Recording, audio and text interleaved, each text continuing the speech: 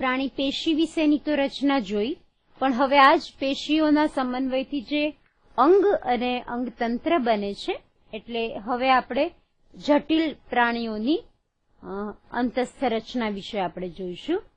તો પ્રાણીની બાહ્યાકાર વિદ્યા અને અંતસ્થ રચના બંને વિશે આપણે હવે, તો પ્રાણીઓની બાહ્યાકાર વિદ્યા અને અંતસ્થ વિદ્યા એવા આપણે કુલ 3 પ્રાણીઓ આપણા અભ્યાસક્રમમાં છે આ સેકન્ડ સેમિસ્ટરમાં.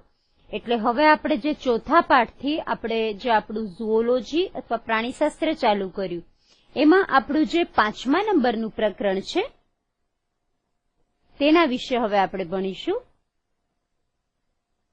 તે છે પ્રાણી બાહ્યાકાર વિદ્યા. અને બાહ્યાકાર વિદ્યા શું છે તે તમે જાણો છો. પ્રાણીઓનો બાહ્ય લક્ષણોનો એટલે કે એની રચના વગેરે માત્ર બહારથી જોઈને જે કંઈ અભ્યાસ કરીએ તે મોર્ફોલોજી અથવા તો બાહ્યાકાર વિદ્યા થઈ. અને તેની સાથે સાથે આપણે અંતસ્થ રચના પણ ભણવાની છે. હવે આ જે આપણું પ્રકરણ છે એમાં આપણે કુલ 2 પ્રાણીઓ વિશે ભણવાના છીએ. સંપૂર્ણતઃ એની ડિટેઇલ આપણે ભણી લઈશું. તો એ જે પ્રાણીઓ છે એમાં પહેલા આપણે ભણવાના છીએ અળસિયું, અને ત્યાર પછી એવું બીજું પ્રાણી આપણે જે ભણવાનું છે એ છે વંદો. અપૃષ્ઠવંશી તરીકે આપણે આ 2 પ્રાણી ભણવાના છે, અને છઠ્ઠા પ્રકરણમાં આપણે પૃષ્ઠવંશી પ્રાણી તરીકે દેડકો ભણીશું.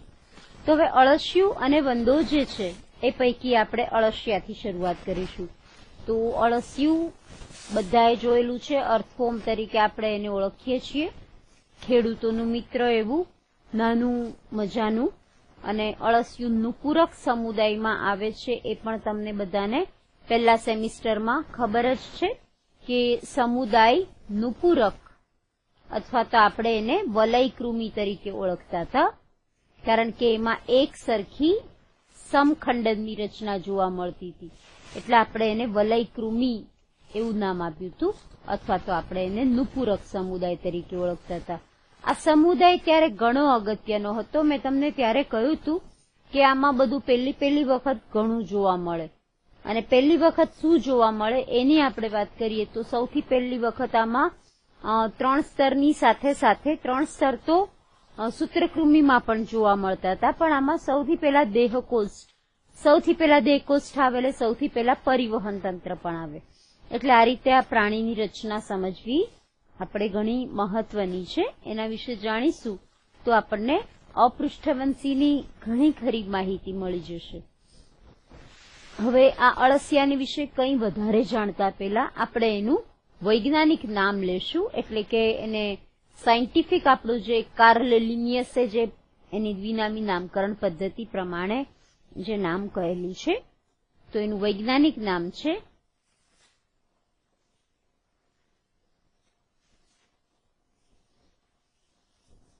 પેરિટીમા પોસ્થુમા. આ એનું વૈજ્ઞાનિક નામ થયું. એનો સમુદાય નુપુરક છે. બીજી એની થોડીક બેઝિક માહિતી આપણે લઈ લઈશું. તો એની માહિતી પ્રમાણે તે ત્રિગર્ભસ્તરી છે. ત્રિગર્ભસ્તરીય સૌ પ્રથમ વખત દેહકોષ્ઠ ધરાવે છે, એટલે દેહકોષ્ઠધારી. અને બાકી તો આપણે હવે એનું સમુદાય તો આપણે કહી જ દીધો કે એનો સમુદાય નુપુરક અથવા તો વલયકૃમિ સમુદાયનું એ પ્રાણી છે. હવે એના વિશેની આપણે ધીમે ધીમે બધી એની વસવાટ, એની બાહ્ય રચના વગેરે વિશે વાત કરીશું. વસવાટ તમે બધા જાણો છો કે અળસિયું સામાન્ય રીતે ચોમાસામાં આપણને જોવા મળતું હોય છે, અને બાકીના ટાઈમમાં એ જે ભેજવાળી ભીની જમીન હોય, માટીવાળી પોચી જમીન, એટલે આપણે એનો વસવાટ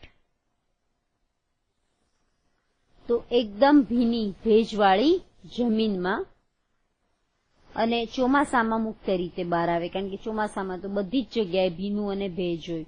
એટલે કંઈક અંશે દેડકા જેવું જ છે. ભર ઉનાળે કે એકદમ ઠંડીમાં અળસિયા બહાર આવતા જોવા મળતા નથી. જમીનની અંદર ને અંદર એ રહી શકે છે, પણ સામાન્ય રીતે એની બહાર આવવાની સક્રિય અવસ્થા જે છે એ આપણને ચોમાસામાં જોવા મળે.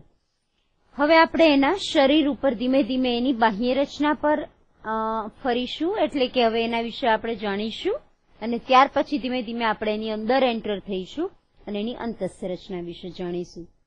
તો અળસિયું જે છે એમાં સંપૂર્ણ સમખંડતા જોવા મળે, એ તો આપણે નુપૂરકના લક્ષણ તરીકે યાદ રાખેલું જ છે. અળસિયું, બાહ્ય લક્ષણો અથવા તો બાહ્ય રચના. હવે આ જે બાહ્ય રચના છે એમાં આપણે સૌથી પહેલા એના દેહનો આકાર અને એમાં જે સમખંડતા છે એની આપણે પહેલા વાત કરી લઈશું. તો પાતળું નળાકાર એનું શરીર જોવા મળે, એટલે આમ કહી શકાય કે એક નળી જેવી, એક પાતળી એક ટ્યુબ અથવા તો આમ એમ પણ કહી શકાય કે દોરડી જેવી રચના. પાતળું નળાકાર શરીર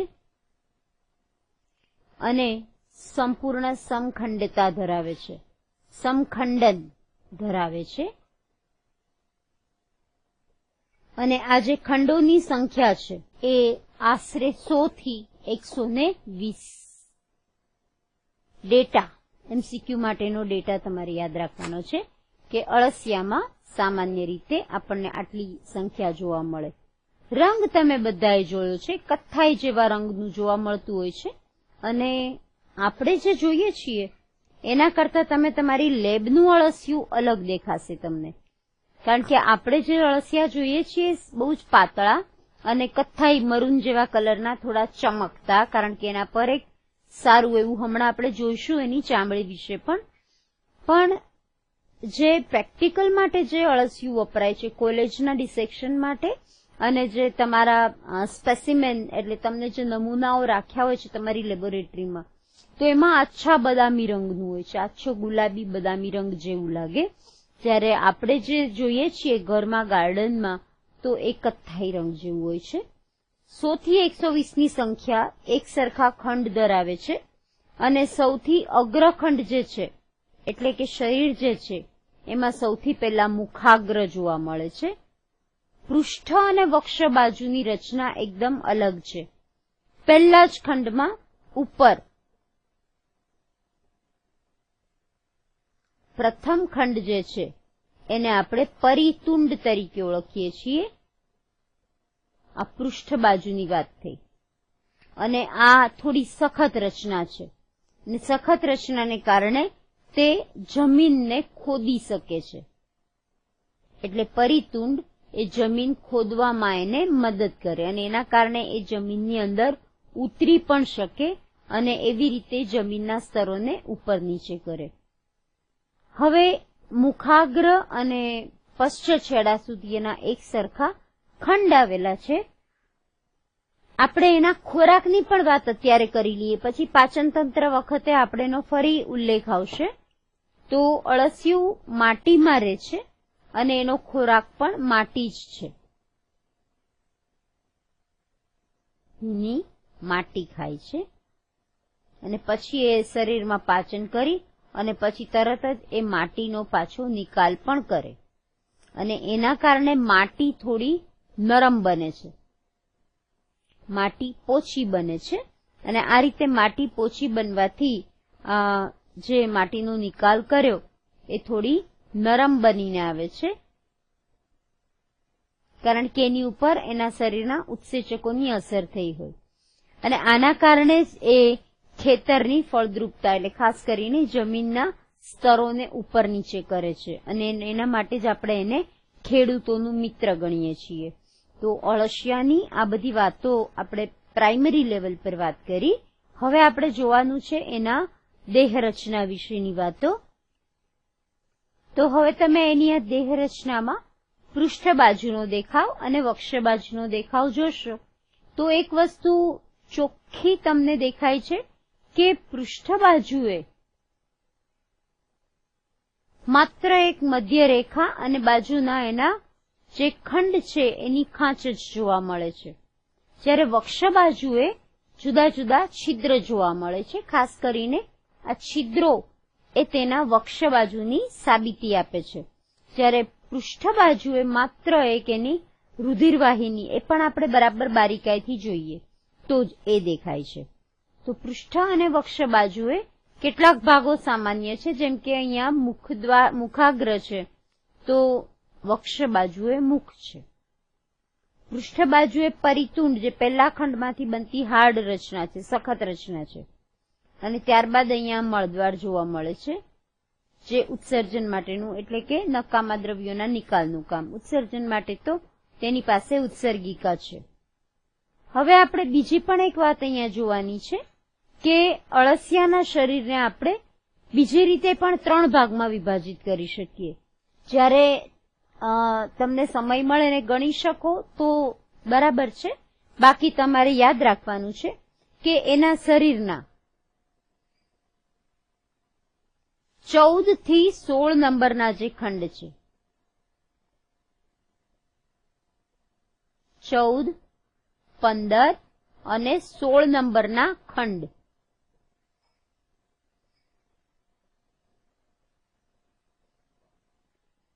તો તેમાં વચ્ચે લીટી પણ જોવા મળતી નથી અને એ સળંગ જાડી એવી રચના જોવા મળે છે. એને આપણે વલયિકા તરીકે ઓળખીએ છીએ. તો શરીરના 3 ખંડોમાં એક્ઝેક્ટ આપણને વચ્ચેની રેખા જોવા મળતી નથી અને એ ભાગ બાકીના ભાગ કરતા થોડો અલગ દેખાય છે, તો એને આપણે વલયિકા કહીએ છીએ. તો હવે અળસિયાનું શરીર વલયિકાને ધ્યાનમાં રાખીને 3 ભાગમાં વિભાજિત થાય. તો આપણે યાદ રાખશું કે ઉપરનો ભાગ એટલે કે અહીંયા સુધીનો ભાગ જ્યાંથી વલયિકા શરૂ થાય છે તેની ઉપરનો ભાગ આ પૂર્વ વલયિકા પ્રદેશ,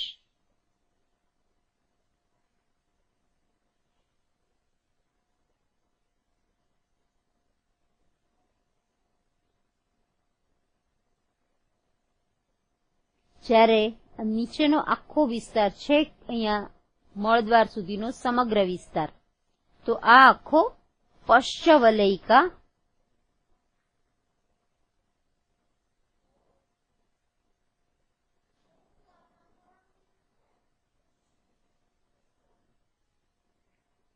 તો પૂર્વ વલયિકા અને પશ્ચ વલયિકા વિસ્તાર, આ રીતે આપણે એના કુલ 3 વિસ્તારો પડ્યા. વલયિકા વિસ્તાર જે 14, 15 અને 16 છે. પૂર્વ વલયિકા પ્રદેશમાં 1 થી 13 ખંડનો સમાવેશ થાય અને પશ્ચિમ વલયિકામાં 17 થી છેલ્લા ખંડ સુધીનો વિસ્તાર થાય. તો સૌથી મોટો વિસ્તાર પશ્ચિમ વલયિકા પ્રદેશ છે અને સૌથી નાનો વિસ્તાર વલયિકા પ્રદેશ છે. આ વાત તમારે એના શરીર રચના માટે યાદ રાખવાની છે કે અળસિયાનું શરીર 3 ભાગમાં વિભાજિત છે અને એ 3 કયા એ તમને ખબર પડી ગઈ. બીજું, હવે વક્ષ બાજુની રચના તમે જુઓ તો એક જ અળસિયામાં તમને નરજનન છિદ્ર અને માદા જનન છિદ્ર જોવા મળ્યા, જનનાંકુર પણ જોવા મળે છે. તો આ બધી વસ્તુ સાબિત કરે છે ને તમને તો ખબર જ છે કે અળસિયું જે છે એની અંદર એક જ પ્રાણીમાં આપણને બંને પ્રકારના લક્ષણો એટલે બંને પ્રકારના પ્રજનન અંગો જોવા મળે છે. એક જ પ્રાણીમાં એનો શુક્રપિંડ પણ છે અને અંડપિંડ પણ છે, એટલે આપણે અળસિયાને ઉભયલિંગી પ્રાણી તરીકે ઓળખીએ છીએ. બાકીના હવે એના ચોક્કસ વિસ્તારોની ખંડની જે માહિતી છે એ આપણે ચેતાતંત્ર વખતે કહેવાના જ છીએ કે કયા ખંડમાં માદા જનન છિદ્ર ખુલે છે, કયા ખંડમાં નર જનન છિદ્ર ખુલે છે અને જનનાંકુર ક્યાં આવેલા છે.